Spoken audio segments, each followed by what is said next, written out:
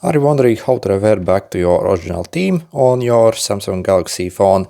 So if, for example, you have tried to customize your phone and you don't like actually the style and you want the old stuff back, what you do is you simply click and hold on any blank space of your screen.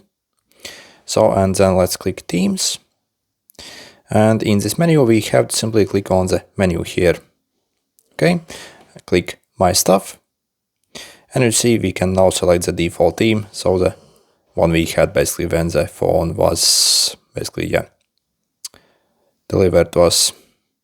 Okay, it will take a while, and you see we have the default Samsung theme on this phone.